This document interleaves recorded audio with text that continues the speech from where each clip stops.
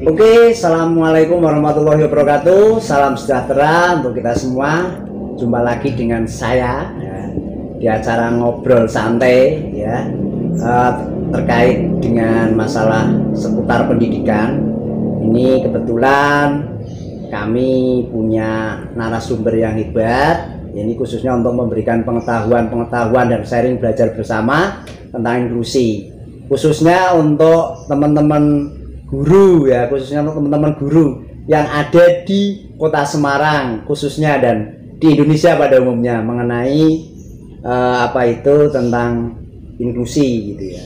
Tapi sebelum kita ngobrol banyak, ini akan saya perkenalkan dulu. Ini beliau adalah panggilannya Pak Nas ya. Pak Nas, selamat siang Pak Nas. Siap, selamat siang Pak Sulis.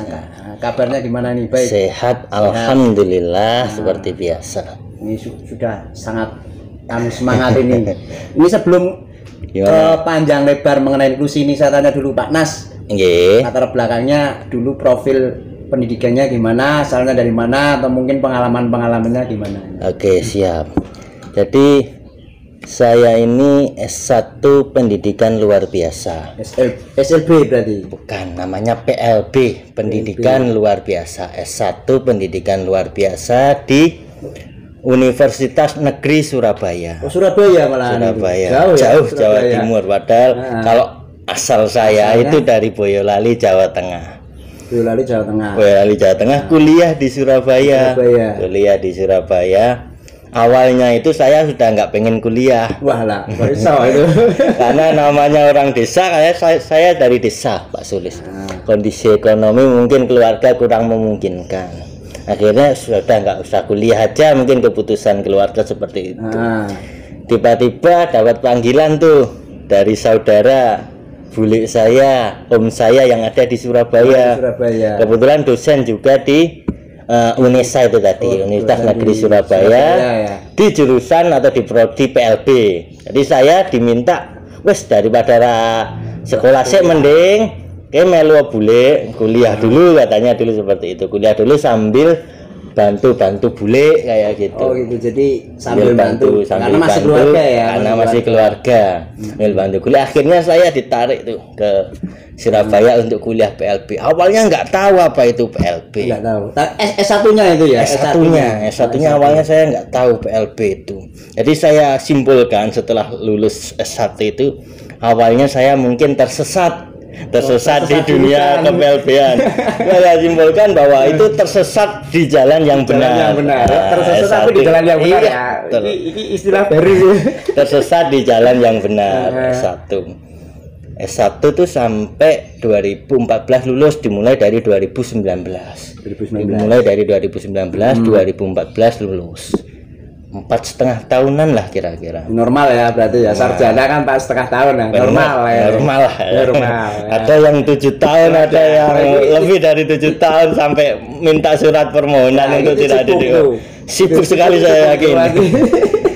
Saya yakin di kampus sangat sibuk sekali. Ada yang mungkin aktif organisasi, ada yang aktif dagang juga kan ya. Ya itu. Kendalanya orang kuliah kan itu. Kendalanya seperti itu. Terus S2-nya gimana? Habis itu karena saya ngerasa waktu itu, wah, iki kalau S2 di UNESA kayaknya sudah beli soto lagi kayak gitu. Cuma waktu itu bule juga nawari, mending S2 ning UNESA engko bule ewangi katanya gitu. Ada tawaran lagi. Cuma jenenge masa muda kan yang ngeyel saya. Ada yang berapi-api. Saya nekat waktu itu daftar di UPI. Daftar di UPI, Universitas Pendidikan Indonesia Jakarta. Di Bandung. Ya. Di Bandung. Jadi UPI itu simbai IKIP lah katanya. Karena itu ya S2-nya. Karena IKIP itu berdiri katanya sih asalnya dari UPI itu tadi. Namanya dulu IKIP Bandung. Wah, saya coba daftar sana karena dirasa grade-nya itu lebih tinggi pada waktu itu, mungkin ya lebih tinggi daripada UNESA. Saya coba daftar, seleksi, lolos, alhamdulillah. Karena waktu itu saya terprovokasi sama teman-teman, pokoknya daftar saya lolos, kuliah saya engko golek beasiswa, nanti cari beasiswa sambil jalan gitu. Setelah berjalan ternyata kok nggak ada beasiswa. Itu udah berapa semester di UPI itu S2 ini? Satu semester. Karena kalau S2 kan ditarget dua tahun 4 semester kan ya. 4 semester. Nah, 1 semester ternyata nggak ada beasiswa, padahal angkatan sebelum saya masuk itu banyak beasiswa. Ternyata ini mungkin asumsi saya karena pada waktu itu tahun politik 2014. Ya itu. Angkatan 2013 tuh beasiswanya banyak banget. 2014 ternyata nggak ada beasiswa waktu itu. Gitu. Saya lupa nama beasiswanya apa dulu yang saya incer. Pokoknya ada dulu, sambil berjalan bisa daftar gitu. Nah ternyata di 2014 satu angkatan saya nggak ada yang dapat beasiswa. Akhirnya keluar. Akhirnya di semester 2 karena nggak ada biaya ambil cuti tuh. Ambil cuti. Kemudian di semester 3 rencana mau masuk. Wah, pas ambil cuti ini ketahuan sama bule. Ya, jadi gitu. Terus berarti waktu di UPI ini nggak bilang sama. Ya bilang sama bule kan terkait ekonomi kan nggak tahu kan ya. Nah, itu ketahuan kan jiwa. Daripada cuti mendingan balik aja. Balik aja mulai neng Unesa nanti seperti S1. Oh gitu. Bantu bule nanti sebagian tak bayari, sebagian kamu katakanlah sambil kerja waktu itu. Gitu. Jadi di semester 2 itu mau masuk semester 3 saya pindah ke Unesa, transfer. Mungkin bisa ya kayak gitu. Bisa. Ternyata. Namanya dikonversikan mata kuliah. Jadi ada beberapa mata kuliah yang sudah saya ambil dikonversikan ke Unesa. Ada beberapa yang masuk, ada yang tidak. Oh gitu. Sampai akhirnya lulus di tahun 2017. Berarti di Unesa berapa semester? Berarti melanjutkan itu. Melanjutkan 2 tahun. Tetap 2 tahun. Cuma ada beberapa mata kuliah karena saya sudah ambil jadi saya nggak ikut kuliahnya. Pak waktu itu usia masih berapa tuh? Masih muda kayaknya ya Pak Nas ya? Masih muda, mungkin S2 saya umur 21 kalau nggak 22. Oh iya, 22. Maksud saya ini 22 kalau ya 22. Untuk jurusan yang katakanlah tersesat yang baik. Tapi sampai di S2 itu kan mungkin nggak banyak pesaingnya ya. Artinya di luar itu masih jarang gitu loh. Benar. Akhirnya lulus S2-nya. Jadi S1, S2 saya katakan beasiswa bule. Oh. Beasiswa bule atau kan beasiswa pemerintah, beasiswa bule. Sama-sama beasiswa. Gitu. Jadi masalah. Di skripsi saya, di tesis saya, halaman persembahan salah satunya saya persembahkan untuk bule saya. Dosen saya sekaligus penyokong secara ekonomi orang tua saya ketika di Surabaya. Seperti itu. Kalau tadi ceritanya Pak Nas itu berarti memang ceritanya penuh sejarah. Penuh sejarah dan itu pasti terkenang ya Pak ya. Betul. Terkenang lah. Ini sebelum ini kan kebetulan selain jenengan ahli, bukan ahli ya karena dia disiplin ilmunya di situ karena kebetulan mendalami itu makanya kan kemudian akhirnya sampai cerita di belakang nggak tahu aktivitasnya apa tapi sehingga di Kota Semarang sekarang menjadi guru pendamping khusus di sekolah inklusi tepatnya di SD Kalibaning itu 03 lah ini. Cuma yang saya herankan itu begini, kalau saya lihat dari pemerintah Kota Semarang khususnya di Dinas Pendidikan itu betul. Guru pendamping khusus itu kok kebanyakan kesulitan. Dari katakanlah 15 kecamatan, 15 kecamatan yang ada di Kota Semarang itu kan idealnya minimal 1 lah untuk mengawal 1 kecamatan 1. Tapi ternyata kan masih kurang. Ini kan kalau saya dapat informasi karena susahnya mencari tenaga yang benar, yang sesuai ini loh. Nah ini menurut jenengan nah, dari teman-teman kan saya dengar juga dari teman-teman di luar Semarang semua. Karena saya lihat di universitas di Kota Semarang itu nggak ada loh jurusan seperti itu. Lah iya kan banyak dari Jogja, dari Surakarta, dari Surabaya. Ini menurut jenengan gimana ini? Menurut jenengan ini? Jadi seperti yang jenengan sampaikan tadi bahwa di Kota Semarang khususnya Jawa Tengah Pantura ini kan ya. Pantura ini. Selatan lah. Gimana letak geografis itu mempengaruhi ini. Mempengaruhi. Di Semarang kekurangan personil untuk GPK-nya, tenaga guru pendamping pembimbing khususnya kurang. Dari beberapa kecamatan yang SD aja itu hanya tinggal beberapa kecamatan yang ada gurunya, karena kita diformasikan satu kecamatan satu guru. Nah, salah satu penyebabnya mungkin yang disampaikan Pak Sulis tadi, bahwa ternyata letak geografis itu mempengaruhi. Letak geografis itu mempengaruhi. Letak geografis kampus, kemudian prodinya yang ada di kampus itu mempengaruhi juga. Di Pantura itu nggak ada prodi yang jurusan PLB. Nggak ada. Khususnya di Pantura Jawa Tengah ini nggak ada. Kalau di Surabaya, di Jawa Timur ya Surabaya ada. Surabaya bahkan ada dua. Yang negeri dan swasta.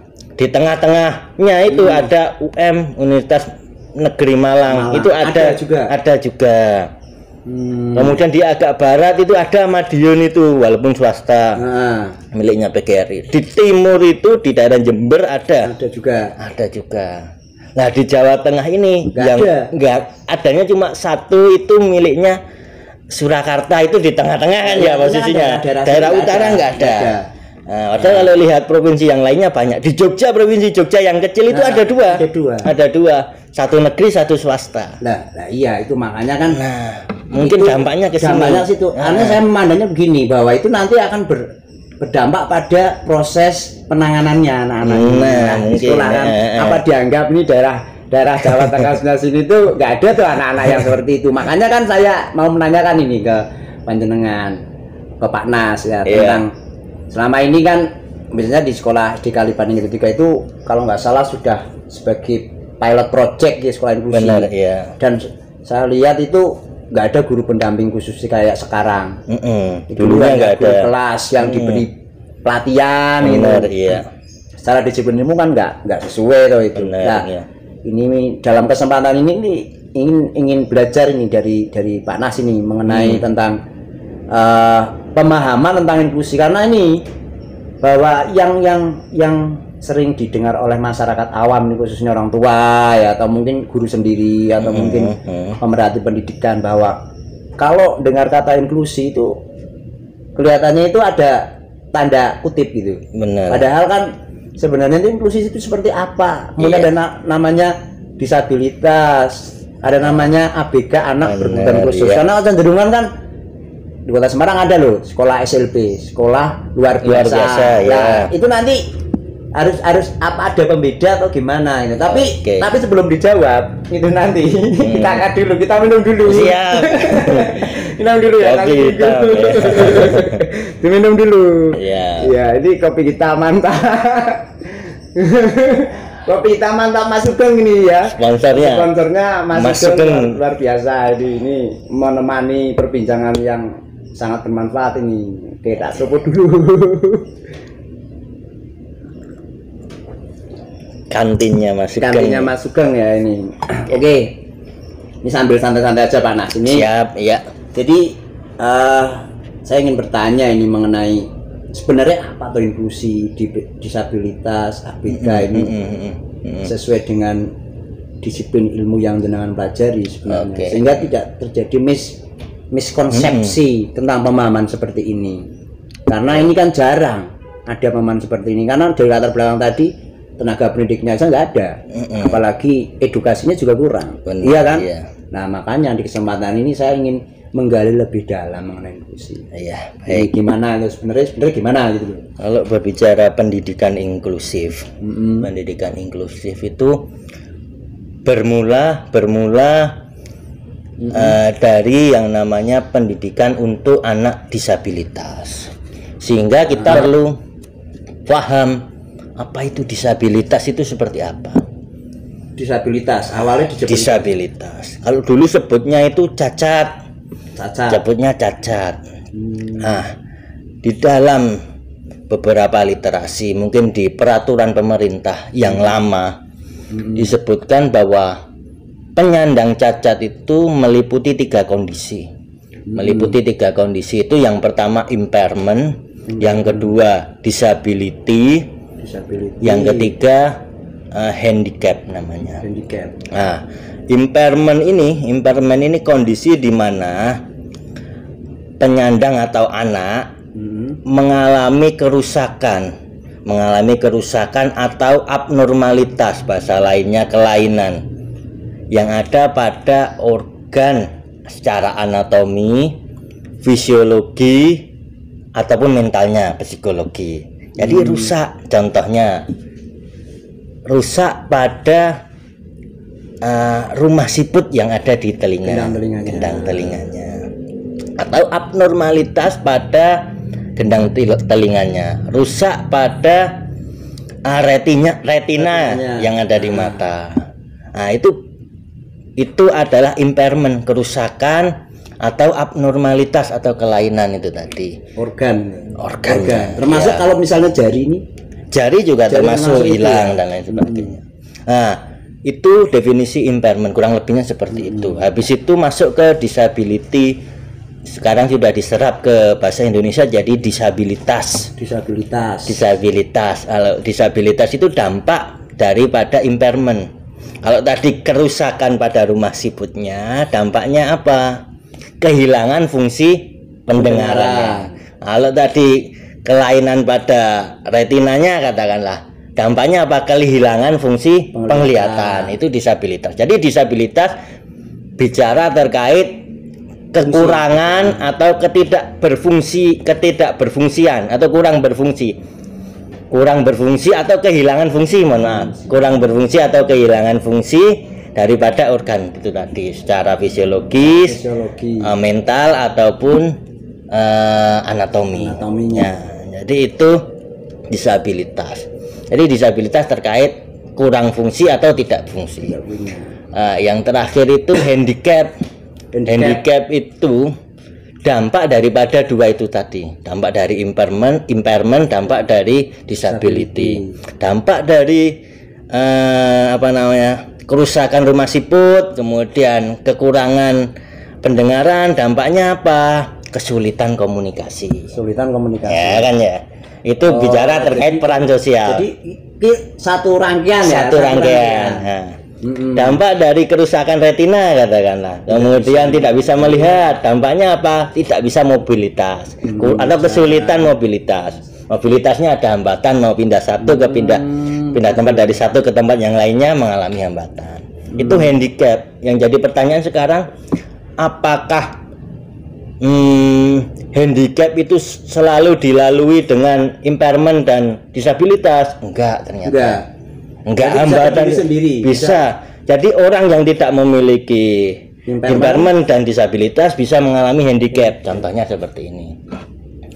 Kalau terkait komunikasi ya, saya suatu saat mungkin pergi ke pedalaman, ketemu suku orang pedalaman ya, yang asing ya, yang tidak bisa bahasa Indonesia, katakanlah.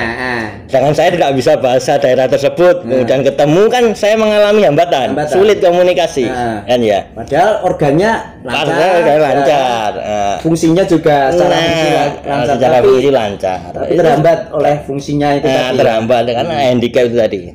Nah, kemudian penglihatan pun sama, ketika mati lampu, katakanlah, walaupun fungsi penglihatannya normal ya, cuma kan kalau ketika mati lampu kita kan juga kesulitan mobilitas. Bisa. Itu handicap. Nah, dalam dunia pendidikan yang kita bicarakan handicapnya. Yang kita bicarakan handicapnya itu ya. Kan, yang kita bicarakan di handicapnya. Handicapnya. Jadi kita sudah nggak bicarakan impairment karena itu wilayahnya medis. Wilayahnya psikologis dan medis, katakanlah. Dalam pendidikan kita fokus kepada handicapnya atau bahasa lainnya hambatannya. Gimana caranya mengurangi hambatan, gimana cara mengoptimalkan perkembangan anak, seperti itu. Nah, kembali kepada disabilitas. Bahwa dulu itu orang mempunyai anak disabilitas.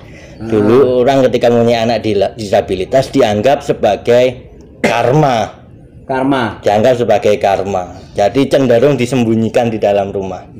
Maluin. Dianggap sebagai ini akibat daripada perilaku pendahulunya.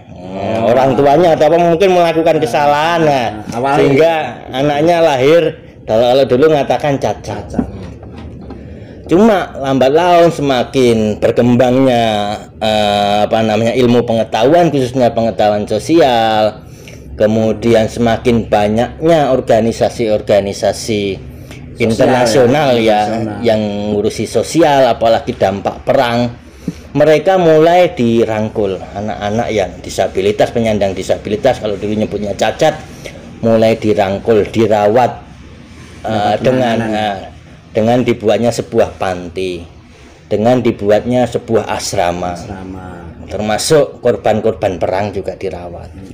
Nah, dari situ faktanya ternyata perawatnya, susternya, kalau dulu setahu saya itu yang sering kayak gitu tuh perkumpulan gereja dan lain sebagainya yang aktif di bidang sosial. Ternyata perawatnya nggak sebanding dengan pasiennya. Akhirnya mereka curhat, mereka lapor kepada negara pada waktu itu dengan alasan bahwa semakin tinggi peradaban di negara tersebut ditandai dengan kepedulian sesama manusia. Akhirnya sama pejabatnya, sama negaranya dikembangkan bukan hanya di lingkup kesehatan aja, bukan hanya gimana cara merawatnya saja, tapi juga ke ranah yang lainnya, pendidikan dan lain sebagainya. Awalnya dari situ. Akhirnya muncul sekolah-sekolah luar biasa yang benar-benar menangani anak-anak tersebut. Kalau di Indonesia ada namanya YPAC, salah satunya Yayasan Pendidikan Anak Cacat, yang umurnya sudah lumayan tua, lebih tua daripada Indonesia mungkin. Jadi itu salah satu organisasi sosialnya. Dari situ pun akhirnya muncul salah satu yang mendorong adanya deklarasi HAM, hak asasi manusia tahun 48 kalau nggak salah. Jadi bagaimana manusia dengan manusia yang lainnya saling peduli, terus bagaimana bahwa manusia ini juga bagian dari ciptaan Tuhan walaupun ada kurangnya, seperti itu. Nah, lanjut kepada Konvensi Hak Anak tahun 89 kalau nggak salah, yang di dalamnya dijelaskan bahwa ternyata anak ini bukan orang dewasa dalam bentuk mini, dalam bentuk kecil. Jadi anak ini secara fisik ternyata beda dengan orang dewasa, secara pemikiran beda dengan orang dewasa. Akhirnya ada larangan untuk eksploitasi anak. Kalau dulu kan masih banyak anak kecil sudah dikerjakan dan sebagainya. Itu muncul Konvensi Hak Anak tahun 89. Di tahun 90 muncul Education for All. Education for All itu pendidikan untuk semua. Tidak memandang yang cacat dalam istilah, tidak memandang yang kaya, yang ningrat, yang cacat dan lain sebagainya. Pokoknya semuanya harus dapat pendidikan. Kalau nggak salah itu di Vietnam lahirnya Education for All. Kebetulan tuan rumahnya Vietnam kalau nggak salah. Thailand, Thailand. Tahun 90. Cuman faktanya ternyata pendidikan untuk semua itu tidak menyinggung anak-anak yang cacat. Harusnya kan menyinggung. Ternyata tidak. Akhirnya belum tersentuh lah faktanya. Akhirnya muncul lagi tahun 93 sama UNESCO itu penyetaraan atau kesetaraan semua hak, pernyataan kesetaraan semua hak untuk anak. Dilanjut dengan pernyataan Salamanca di Spanyol tahun 94. Nah, itu dasar daripada pendidikan inklusi. Jadi pendidikan inklusi itu bermula dari pernyataan Salamanca tahun 94 yang di dalamnya salah satunya bahwa pendidikan harus mengakomodir semua kebutuhan siswa. Oh, berarti Salamanca sejalan ini. Iya. Nanti kita bicara itu. Kemudian pendidikan, anak itu mempunyai hak pendidikan harus mengakomodir kebutuhan siswa. Selain itu anak punya hak untuk mendapatkan pendidikan di wilayah komunitasnya. Kalau sekarang mungkin di wilayah masyarakatnya. Jadi mungkin pertimbangan jarak. Yonasi gitu. Itu pernyataan Salamanca. Kemudian ada lagi pernyataannya itu bahwa pendidikan inklusif, orang harus yakin bahwa pendidikan inklusif dapat menciptakan masyarakat yang inklusif. masyarakat yang ideal. Ideal. Jadi anggapannya Salamanca itu masyarakat yang ideal atau masyarakat normal itu masyarakat yang beragam. Yang beragam. Nah, masyarakat yang masyarakat yang beragam, bukan masyarakat yang seragam. Bukan seragam. Bukan itu. yang homogen. Bukan yang homogen, tapi termasuk di dalamnya anak-anak itu ya. Iya, jadi masyarakat yang normal itu masyarakat yang beragam. Yang beragam. Yang Kan, normal. Iya, yang normal, yang ideal mungkin katanya. Kayak Indonesia ya. Berarti Indonesia ini negara normal ya. Negara normal. Negara normal seperti itu. Jadi itu pernyataan Salamanca tahun 94. Nah, di situ dijelaskan juga bahwa namanya inklusi dari kata inclusion itu artinya ayo ikut, lawan katanya exclusion katakanlah. Exclusion itu artinya pisah, memisahkan, menyendirikan dan sebagainya. Inclusion berarti cenderung ke ayo dalam semua ya, masuk semuanya, semua boleh masuk. Nah, itu dalam hal ini pendidikan. Pendidikan kalau disangkutkan dengan pendidikan berarti pendidikan yang tidak mempedulikan latar belakang siswa secara filosofi seperti itu. Jadi semua boleh masuk karena kita dalam rangka menciptakan masyarakat yang ideal itu di masyarakat normal itu tadi. Secara filosofi definisinya seperti itu. Itu pendidikan inklusi. Nah, kemudian yang ABK dikaitannya tadi kan udah inklusi, disabilitas sudah. Nah, sekarang ABK ya, sekarang ABK. Jadi kebutuhan khusus ya panjangannya ya kan gitu. Jadi Salamanca pun juga mengklasifikasikan anak berkebutuhan khusus itu menjadi dua berdasarkan sifatnya. Satu yang sifatnya temporer, satunya lagi sifatnya permanen. Temporer itu sementara. Satunya permanen itu tetap. Jadi kalau temporer itu sifatnya sementara, ini kalau anak berkebutuhan khusus, kalau dilihat dari asal katanya berkebutuhan khusus berarti perlu diberikan layanan khusus. Kalau yang temporer berarti sifatnya sementara. Contoh seperti ini. Anak-anak korban bencana alam perlu Turki misalnya anak-anaknya tsunami Aceh misalnya. Contoh aja di Indonesia tsunami Aceh gitu. Itu kan banyak tuh anak-anak yang itu anak-anak kayak gitu. Anak-anaknya mengalami trauma akibat bencana tersebut. Akhirnya perlu diberikan penanganan khusus, mungkin trauma healing mungkin bahasa PNI-nya seperti itu. Trauma healing. Kemudian ada lagi mungkin anak korban KDRT. Perlu diberikan layanan khusus, mungkin konseling di sekolah bisa juga. Kalau misalnya anak ini pindah nih, misalnya dia hidup di Jakarta nih, yang menggunakan bahasa Betawi, bahasa Jakarta kan. Nah kemudian ikut orang tuanya karena suatu hal tugas, dia pindah ke Jawa, Semarang misalnya, yang notabene menggunakan bahasa Jawa, ada pelajaran bahasa daerah, bahasa Jawa. Ini anak yang dari Jakarta ini nggak bisa. Apakah ini masuk dalam kategori itu? Masuk dalam kategori berkebutuhan khusus, tapi sifatnya sementara. Sifatnya sementara. Jadi ketika diberikan perlakuan atau intervensi, harapannya nanti anak sudah bisa menyesuaikan. Budaya dan lain sebagainya, bahasa dan lain sebagainya. Jadi perlu diberikan layanan khusus, mungkin pembelajaran bahasa Jawa yang lebih banyak daripada anak yang lainnya mungkin. Salah satu bentuk layanan khusus. Nah, satunya lagi anak berkebutuhan khusus yang sifatnya permanen atau tetap. Jadi pelayanan yang diberikan itu berlangsung terus sampai akhir hayat mengatakan. Seperti mungkin kalau sekarang itu, kalau jenengan lihat di TV, mungkin di berita-berita khususnya berita-berita kriminal atau berita apa yang menghadirkan kepolisian, misalnya dari pihak polisi itu di layar kecil bagian bawah itu ada terjemahnya untuk tunarunga yang gitu. Itu namanya bahasa isyarat. Itu salah satu bentuk layanan yang diberikan itu terus menerus. Itu akibat permanen itu tadi. Karena itu translate untuk anak-anak yang mengalami disabilitas pendengaran yang penggunaan bahasanya secara isyarat. Seperti itu. Itu salah satu bentuk layanannya tetap terus menerus. Jadi tadi udah disabilitas, inklusi, ABK. Karena kan akhirnya ini kan dengan seperti ini kan jelas artinya gini. Jadi kalau mungkin ini sebagian orang tua atau guru sendiri atau mungkin masyarakat yang peduli terhadap. Tapi ya kembali lagi bahwa orang tua itu nggak mungkin tak akan anaknya menerima hal yang jelek. Tapi ketika ada guru atau mungkin ada orang yang ahli di bidangnya mengatakan itu kan banyak orang tua yang nggak menerima, kan gitu.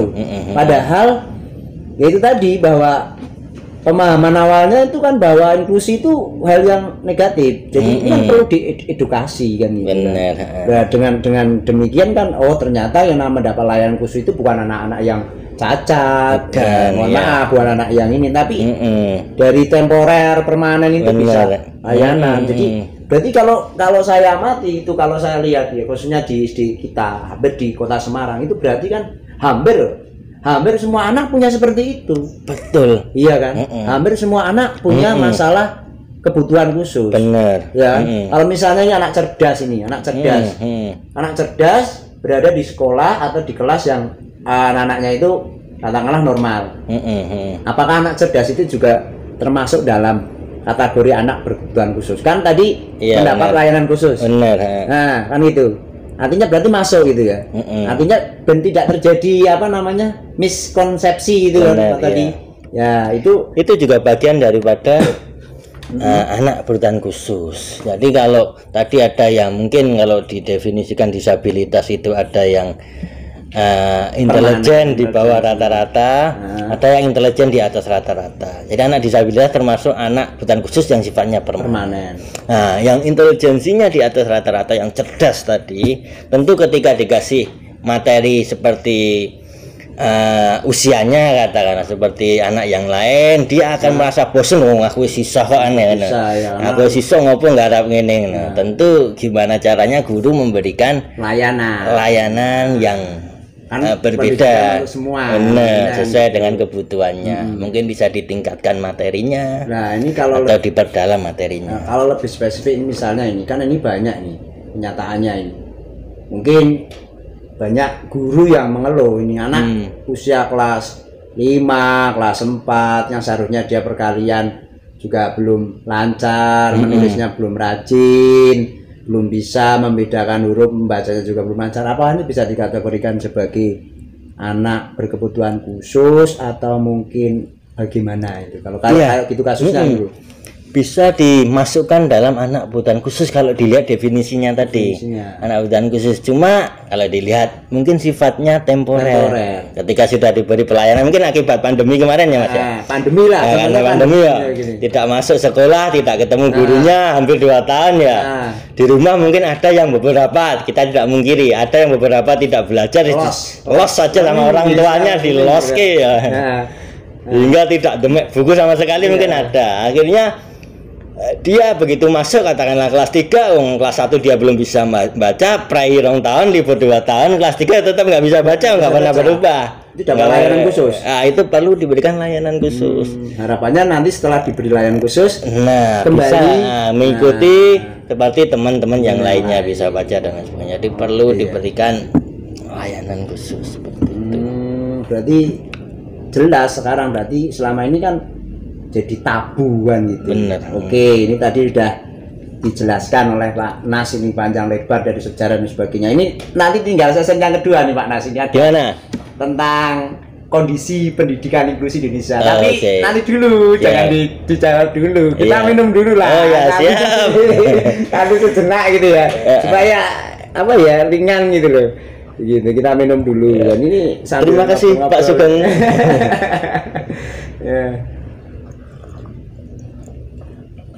Ini ada Alhub juga. Ada Alhub Media juga. Yang sponsori ini. Iya, Alhub, ada lagi apa itu tadi? Satu lagi ya. Pak Isop juga. Pak Isop, Alhub sama warung Pak Sugeng ini ya kan.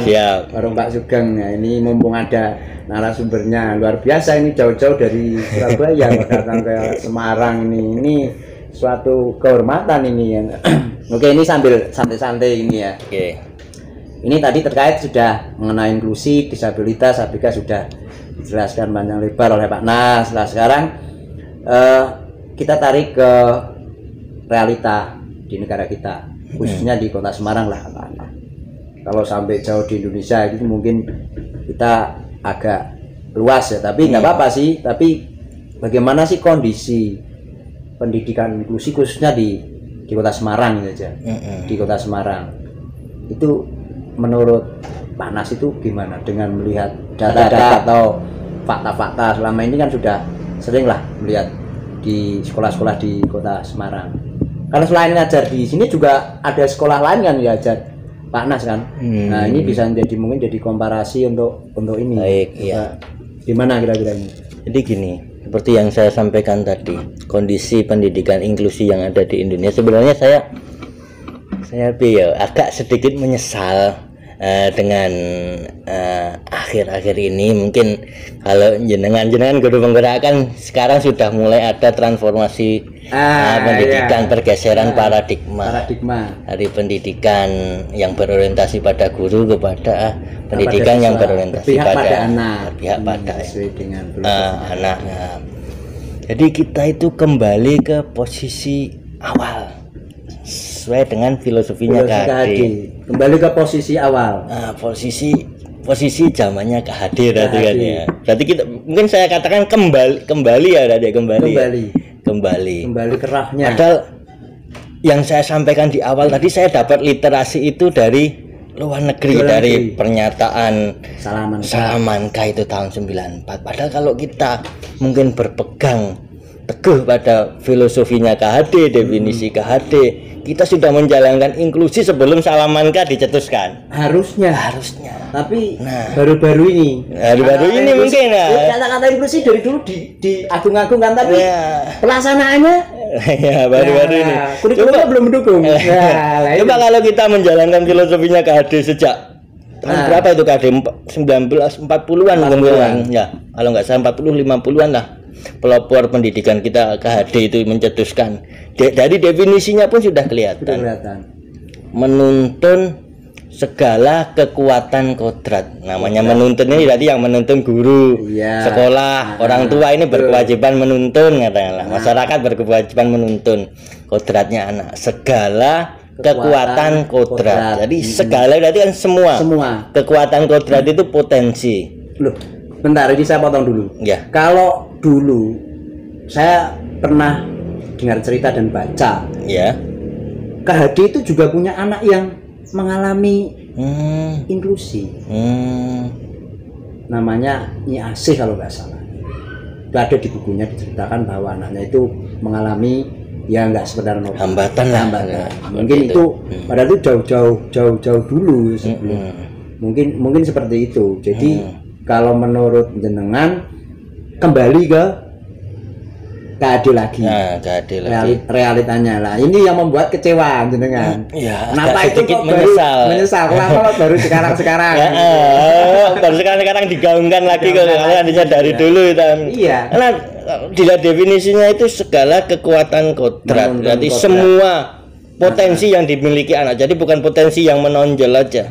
Potensi yang nggak menonjol pun juga harus kita tuntun karena diksinya yang digunakan segala kekuatan kodrat. Jadi semua potensi yang dimiliki anak, baik yang menonjol nggak menonjol, tetap kita dorong.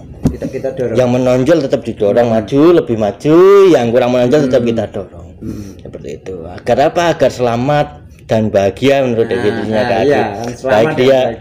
Baik dia sebagai manusia. Kalau ngomongin manusia berarti hubungannya dengan lingkungan atau alam sekitar, ataupun baik dia sebagai individu di dalam suatu masyarakat. Ini malah udah paham ini.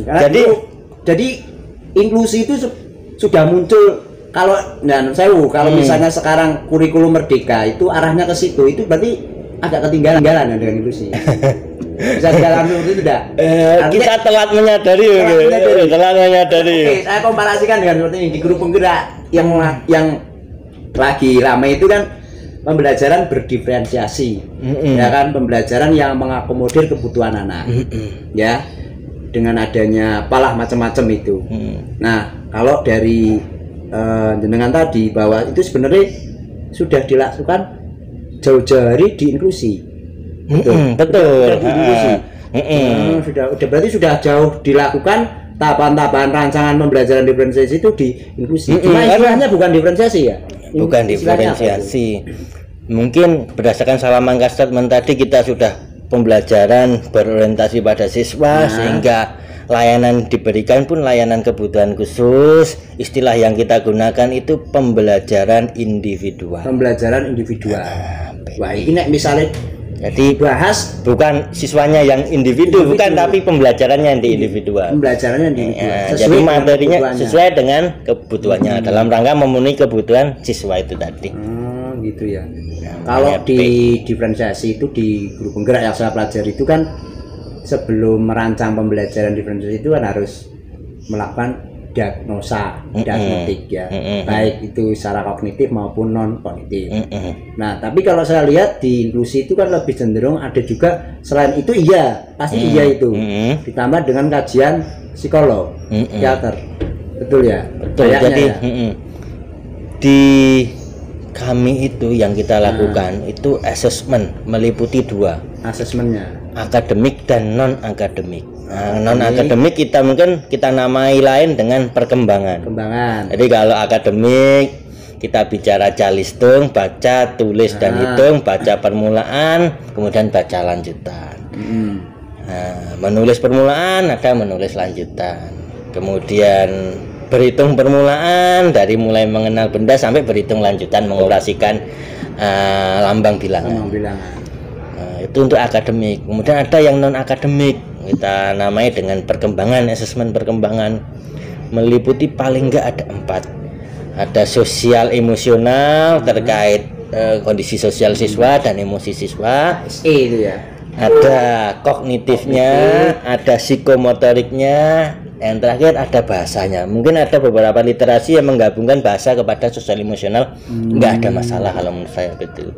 Mungkin ada juga yang memisahkan sendiri, bahasa juga nggak ada yang masalah. Jadi semuanya harus kita asesmen dan semuanya harus punya instrumen asesmennya berdasarkan tahapan perkembangan anak, berdasarkan usianya. Sekarang lagi booming banget diferensiasi. Ya, jadi cerita jenengan kan berarti bahwa inklusi itu sudah jauh-jauh hari melakukan diferensiasi. Sudah jauh-jauh hari karena kita prinsipnya pendidikan berpusat pada siswa. Jadi kita menganggap bahwa semua siswa itu enggak sama. Jadi yang berbeda itu sesuatu yang biasa. Ya, kita anggap seperti itu. Supaya membentuk masyarakat yang normal, kan gitu. Yang gitu kan gitu. Jadi kenapa sih kalau kurikulum merdeka sekarang baru menggembor-gemborkan itu kan diferensiasi ya. Kenapa tidak dari dulu? Padahal ini diinklusikan sudah dari dulu ya, benar. Jadi intinya agak terlambat ya. Bisa dikatakan agak terlambat. Bisa disimpulkan itu untuk sekolah-sekolah reguler ya. Iya. Tapi kalau di Kota Semarang nih, Kota Semarang, sekolah-sekolah di Kota Semarang itu, kalau jenengan kan ada, mungkin karena jenengan guru pendamping khusus ya, pembimbing khusus untuk sekolah inklusi, pastinya kan ada peraturan nih dari iya benar, kepala dinas, dari dinas pendidikan itu ada nggak? Ada.